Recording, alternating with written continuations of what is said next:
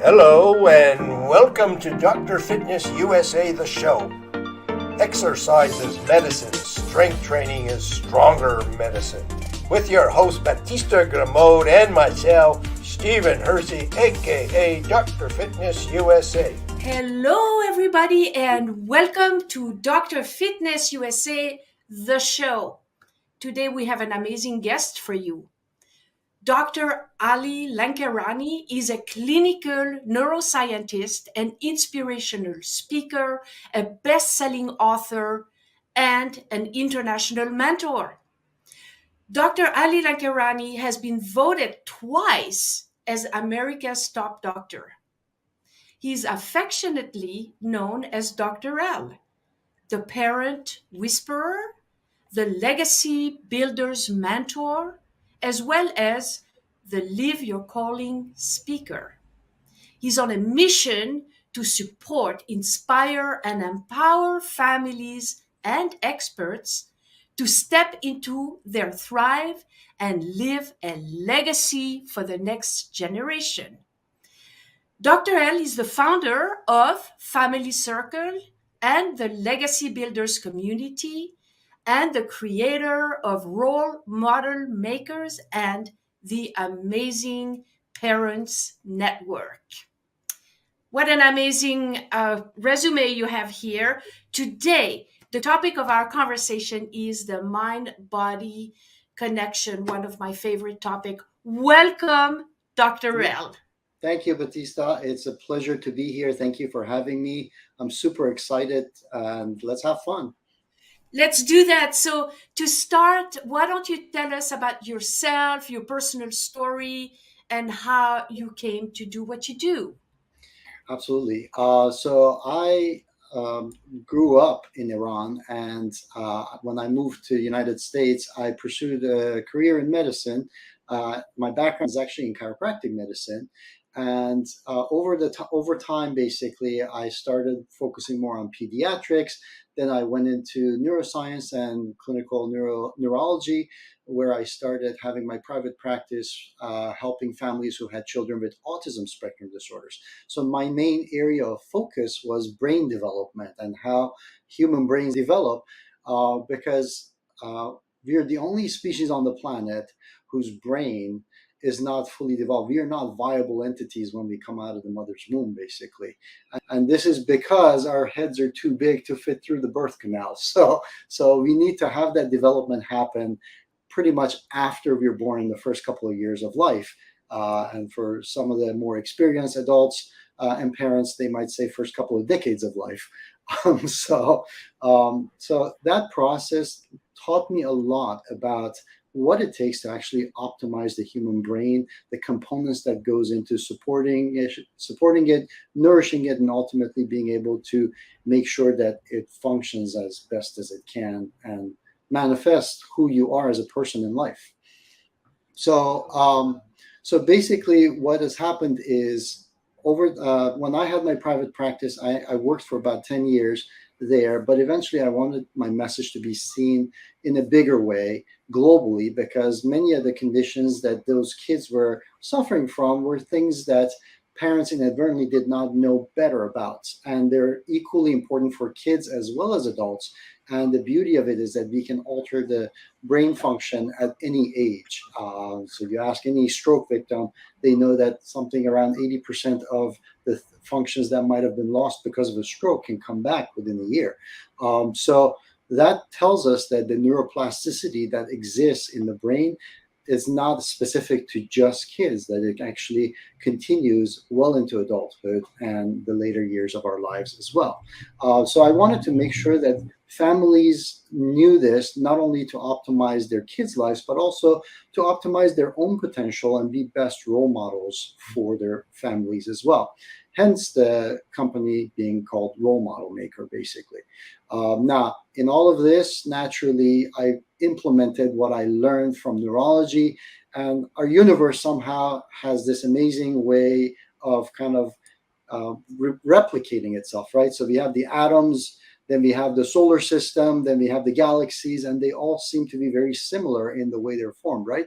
And when it comes to our neurology, and how we structure our life from the personal life and the internal life to all the way ultimately how we show up as a civilization seem to be the same way, where we actually go ahead and create a hologram, for lack of a better word, and kind of exponentially growing the same model over and over again. So I use the same model when it comes to your brain, your fitness, and so on and so forth. Ordinarily, we think of a chiropractor that you go in and they take x-rays and they give you an analogy and they tell you that your posture is off, you have subluxations between the vertebrae. So when somebody comes to see you, your former background in chiropractor, are you using what I would say therapy, where you're taking an analysis or conversation or report from where the person is at, and then you're using your information as in a talking therapy type of situation? Or are you involved doing an adjustment plus talking therapy? What I want to know is the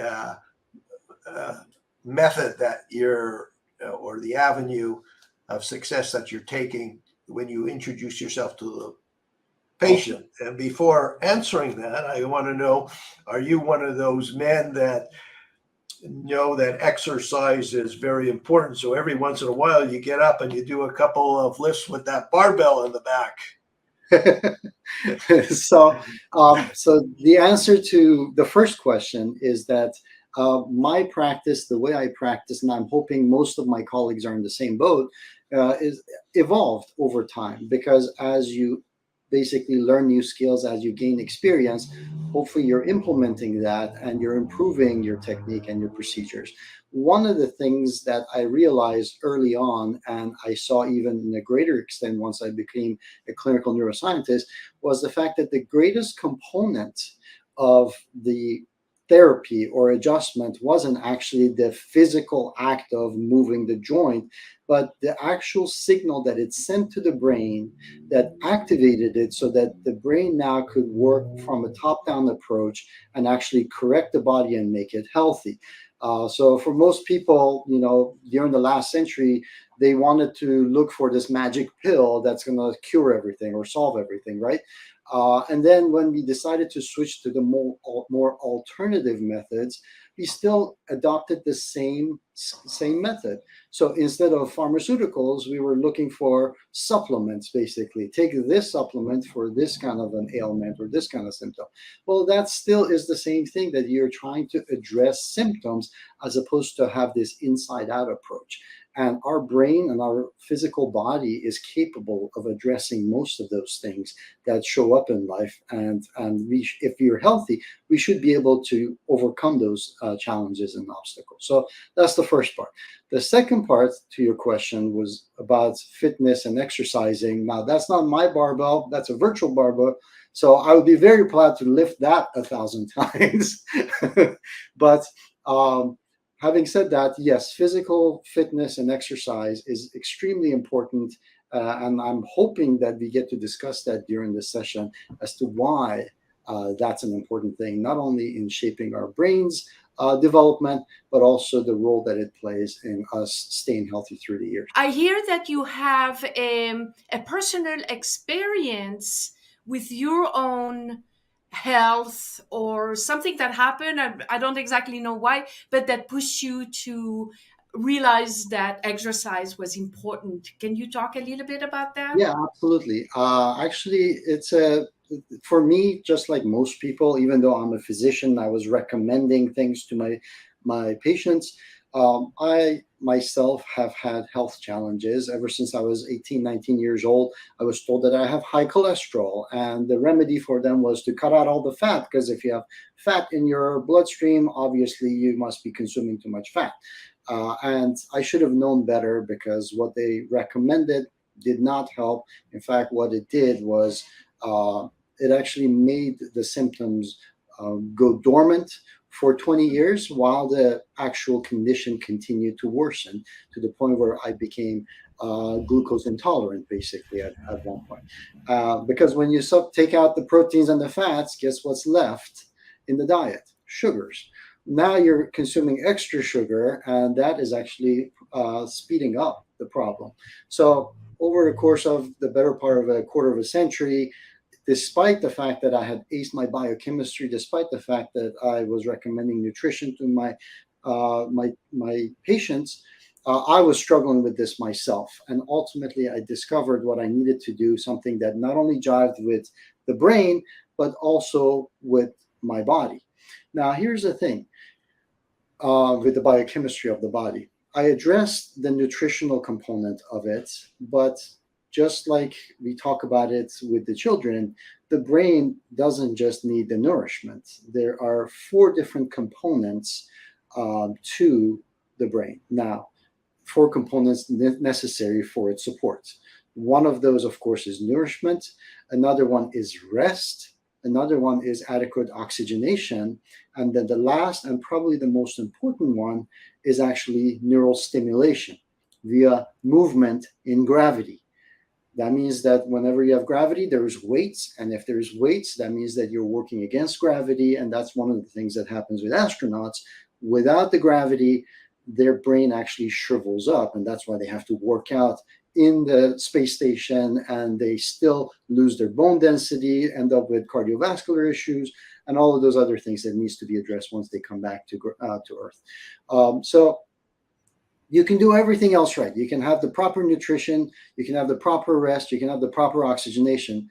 But the reality of it is, if you've provided all the building blocks for your brain, but you do not provide the stimulation, then the brain still atrophies and disintegrates, basically. And we saw that with children as well. And one of the things that I realized after I gained my health back, as far as the cholesterol and the biochemistry side of it, is that, for instance, there are times, and probably some of our audience members recognize this too, you wake up and you haven't even started your day, but the problems or the challenges that are in your day seem larger than life, right? And you're not looking forward to getting out of bed.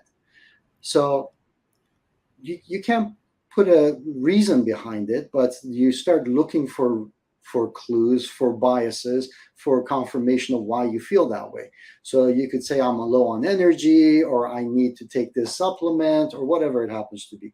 But the reality of it is that many times, if you simply get up and you start going through your morning routines of shower and moving about, by the time that you're done with your morning routine and you're ready to step out into the world, your problems have shrunken. They've gotten smaller. You feel more up to the task, basically. That happened because of movement. And people don't realize this, that how you view your world, how you see your challenges, how you see opportunities, what you feel about your relationships, all of this comes back to movement. And of course, this movement, as we discussed already, has to happen within gravity, and there is basically a component of it that is involved with moving your body weight or moving something that requires you to work against some kind of a resistance, basically. And that becomes important. So that's very interesting. So can you define the difference between movement, fitness, and strength? Because Good. there's many types of different exercise modalities, and as you know, we at Dr. Fitness USA, we promote strength training, and Right. we know by experience that there is a big difference between walking or lifting weight or doing yoga or stretching or swimming. So can you, from your perspective, define the difference? Very good. Actually, the point goes back to how you're actually built. So we have two different muscle fibers. We have our white muscle fibers, and we got the red muscle fibers. Most of the activities that happen during the day integrate and bring about the utilization of our white muscle fibers, the ones that are responsible for endurance, for sustaining a position in space. Like, think about walking, for instance. That's basically over time. Or think about your posture, for instance. All of these require your white muscle fibers to engage. Now, your white muscle fibers don't necessarily use too much of the oxygen. So naturally, it's a completely different metabolic process when it comes to that. Your white muscle fibers are responsible for a lot of your fitness stuff, what things that like you go through your daily routine without injuring yourself or being sore the next day and those kind of things. That's your white muscle fibers. However, you also have this thing called the red muscle fibers. The red muscle fibers have a very different metabolic process. They utilize oxygen and they are responsible for strength, right? So when you look at your day and you look at the type of stuff that has to happen, the routine stuff doesn't require added strength. The stuff that is a surprise, and life has its surprises, requires the integration of the white as well as the red muscle fibers, because all of a sudden your brain doesn't have to rely on your cerebellum, which is the one that does routines, right? It has to rely on your frontal cortex, which is executive function and alteration of things that are routine to you. And that's difficult. That's the difference between learning to ride a bicycle versus riding a bicycle once you've learned it, right? You don't have to think about riding a bicycle. Strength training requires that focus, that concentration. That requires the frontal part of your brain, the executive function part that is responsible for prioritization, decision making, concentration, emotional intelligence, and empathy. All of these things come from the frontal part of your brain. So when you strengthen that part of your brain, when you're strengthened through movement, that part of your brain, red muscle fibers, one of the things that you are actually doing is you're improving your focus and concentration and things, but you also, what you're doing is you are coordinating, just like riding a bicycle, you're becoming coordinated. You are teaching your brain to get coordinated at utilizing the muscle fibers simultaneously and in a synchronized fashion. All right. Once you learn it, it switches and you don't have to think about it. But that process, when we talk about strength training, requires using the deeper brain centers that actually coordinate the different parts of the brain. They're the maestro of the brain, right? So it becomes really, really important for you. Like the strength doesn't come from having one big muscle. It's like how many muscle fibers can you fire up at the same time and in a certain fashion or certain order to achieve a certain task, right? So that barbell requires the stabilization of your shoulders, requires the stabilization of your core, requires the utilization of your biceps and brachioradialis muscles and your pec muscles and all of these in order for you to be able to move it. That doesn't come from your white muscle fibers. That comes from the red muscle fibers, and they're short duration. They're not like, you're not doing 30 sets of 50 reps and like getting it to exhaustion. You're getting it to the point where you're utilizing the muscle fibers, breaking it down, making sure that it grows basically. So strength is the red muscle fibers basically, and that utilizes the front part of the cortex. I hope that was helpful. And so, I know that research has found that strength training specifically had the ability to even reverse or prevent neurodegenerative diseases. So it's related to what you're saying, right?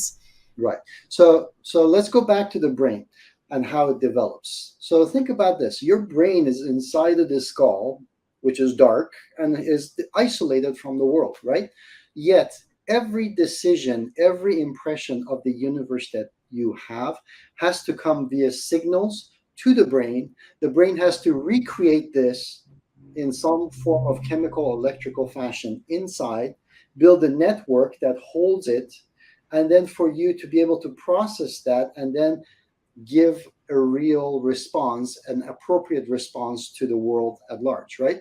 So when that view that's coming in is distorted, your response ends up being distorted, right? So the healthier your ability to integrate this material together and create the real world as it exists outside of your skull, the better your response is going to be, whether it's your behavior, or whether it's your decisions on taking action on something, all of that, right? So that process requires these neurons to interact with each other. First, connecting one neuron to another, ultimately building systems, then connecting the neurons in the brain to the body, because without the body, the brain can't survive, right? And then finally, once the brain, mind, and body are connected, now you can also connect to the universe at large and take in signals and interact with it and give signals back, give responses back, right? So that process is the same when it comes to the training that we were talking about. So if you do not connect the mind and body because you're not doing this training, what happens is you're giving it the fuel, you're giving it rest, you're giving it oxygen, but what is it going to do with it? The neurons are not stimulated, so they lose their connection, their atrophy. So dementia and Alzheimer's and all of those things, the degenerative disorders that are there, in addition to things within your body like muscle atrophy, sarcopenia, bone atrophy like osteoporosis, all of these things start coming about, and you see these degenerative processes throughout the body because when the signals are not going up, the response also is not coming back down. So when you see somebody who has become who's lost control, let's say for instance they become hemiplegic or quadriplegic, you can stimulate the muscle, but if you don't have the connection that goes up to the brain and back, the muscle still atrophies. It doesn't stay. So it becomes important to maintain this connection, and strength training through that stimulates your central nervous system becomes really, really important for that. So running on a treadmill, that's going to exercise very little bit of your muscle fibers. The other thing is that a lot of your red muscle fibers exist in your big muscle groups, right? So your big muscle groups are also responsible for pumping fluids through the system, whether it's your blood, whether it's your lymphatic system, which is part of your immune stuff exists there, or whether it is your glands, like your digestive system, your hormones, those things also get activated. You create something called a growth hormone when you stimulate these muscles. That growth hormone is actually affecting deeper parts of your brain that are adjust to your autonomic nervous system. So your blood pressure, your pulse, all of these things that ultimately determine your longevity and your ability to recreate cells and heal yourself. So as far as your what is the word called for keeping your youth? The word escapes me. Anti-aging. Yeah, anti-aging. Anti-aging. All of Uh-huh. those things become important. Also, your DNA, the telomeres at the end of your DNA, all of these are responsible for cellular metabolism and regeneration. These things are all getting affected through that kind of exercise. So, at a cellular level, you're changing your structure so that it is more optimal for survival, more resilient, and longer lasting. So you're the parents whisperer. Do you at what age would you recommend a child or a teenager to start engaging in strength training? So that's a good question because I have kids and I wanted to know what's the right age for it. Now, when you look at it, um, younger humans basically their bones are still forming, right? Mhm. So if you put too much pressure on the long bones, it can seal the epiphyseal plates, which is the growth plates. So you want to make sure that you find the right time for it.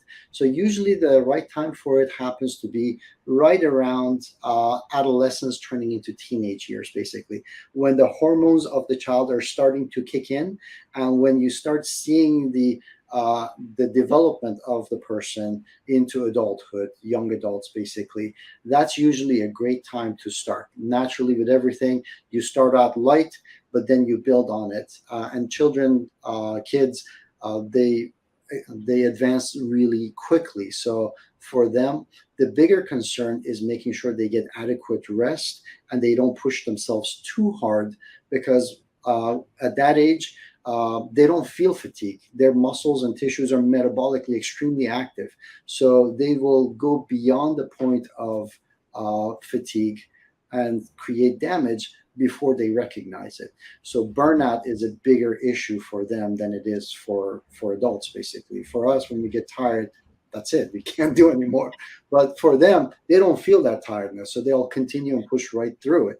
And amazingly enough, you can make huge gains. But ultimately, our goal is not for them to be strength training for only the first 10 years into their adult life. We want to make sure that this is a lifelong habit that they're building. So we want to make sure that this is something that's sustainable for another 30, 40, 50 years for them. So gauging it at the beginning and making sure you don't go beyond that point is important. Beautiful. Caution. One of the things that we take concerns about with personal training as opposed to the body design formula system is that when we're working with young adults and they've experienced their friends or their trainers, they're doing an exercise and we're teaching them not to do things that are uncomfortable, to learn how to pace themselves, to stay in a moderate range so they can include other modalities or things in their life as a 360-degree rounded person, yet the trainer sees that the person is ergonomically not comfortable, or they're telling the person that we can see when somebody's coming to the end of their effort and the trainer is saying, come on, let's do more, come on, 5 more, 6 more, 7 more. And I have to lecture, not the trainer, but the student, that I don't want to ever see that happening. So, Dr. L, what tips or secrets can you tell us to overcome these challenges that appear in your practice? So as far as the challenges, one of the main things when it comes is a little bit of knowledge could be dangerous. So you want to, number one, make sure that you're working with somebody who knows what they're doing and has full access to how your body works, understands the points of fatigue, the points of proper biomechanics, all of those things. So that's one part, because that in itself is something that takes time to master, and not everybody that goes to the gym has taken the time to study those and understand those and see them in practice and experience it as well, which is very important. That's number one. Number two is that you also need to have regiments and schedules and build it into your lifestyle, because if it doesn't become a habit and you don't do it regularly, then sooner or later you fall off of it. And when you fall off of it, getting back on it becomes difficult, because before you can go ahead and start seeing results, many of these people often suffer burnout. And the burnout is not happening because they're pushing themselves too hard. The burnout is happening because they've put in the effort at one point, but now they're not seeing the results because they lost the results, and now they're trying to gain back the results that they had already put the effort in. So it becomes really important for that consistency and the habit to be there. And the best way to do that is to find support. And this is the same way that the brain works. A lot of times when we were in clinic and there's this part of the brain that didn't work, the best way to make sure that it is up to the task and activates itself and gets stimulated is to actually take the surrounding areas of that part of the brain and stimulate those. So when you have somebody encouraging you, when you have somebody who's saying, hey, I'll see you tomorrow at 7, this is all part of that activation, part of that support that is going to help you make sure that you build the habit, make sure that you do things right, make sure that you have the consistency of delivering, basically. So those are the big parts. The support and accountability is usually the biggest thing that I see as a challenge for people, because I'm not interested in somebody saying, hey, you know what, I want to have this kind of muscles and I want to get ripped in 6 months. Because in 6 months, fine, let's say you achieve that goal. If you don't have the habit, you're going to lose it again over the next 10 years, 20 years. So it's much more important for you to build that habit and keep it for 25, 30, 40 years, basically. And that comes with support and accountability. So I hear you have a free gift for our audience. Yes. So oftentimes I talk about how the brain works, and I talk about those 4 things that I mentioned. So the gift that we have is how to remove brain fog, basically. And this is something that is very prevalent in modern day people. because we have become a sedentary civilization. We are born into cribs, and from cribs to the car seats, and from the car seats to the strollers, and from the strollers to the bassinets at home, and it just doesn't stop. And then from there to the seats behind the computer. So we want to make sure that you understand and prioritize the things that are required for your brain to function optimally. Because without supporting your brain, the brain can't support you in achieving what your mission and your passions are in life. So that's basically the gift. It's called Keys to Removing Brain Fog. Beautiful. I'm sure everybody will very much appreciate that. So how can people learn more about you? Where should they go to find you? We have a myriad of events that are done globally year round, but probably the best place to get the heads up and the notifications for this is our Facebook group called rolemodelmaker.com. That's the easiest place to find out. Of course, you can find out more about me via LinkedIn as well, but Facebook Role Model Maker is the best place to be at. Is there anything that I didn't ask you that you would like to talk about? So I always end with this, that do not underestimate your power, the power of your choices, right? So optimize your brain and you can optimize humanity's potential. The model that's inside our brain, how it forms and how it evolves and how it manifests itself in our life, literally shapes our relationships, shapes our career paths, shapes our communities, our country, as well as the global civilization that we have called humanity. So optimize your brain and you can optimize humanity's potential. Wow, that was profound. Thank you so much for that. And so we're coming to the end of this beautiful, amazing interview with Dr. L. It's been another great time at Dr. Fitness USA, the show. And I want to thank you so much for being here and taking the time to talk to our audience. Thank you so much. It has been my pleasure. Thank you, guys. Hello and welcome to Dr. Fitness USA, the show. Exercise is medicine, strength training is stronger medicine. With your host Batista Gramode and myself, Stephen Hersey, aka Dr. Fitness USA.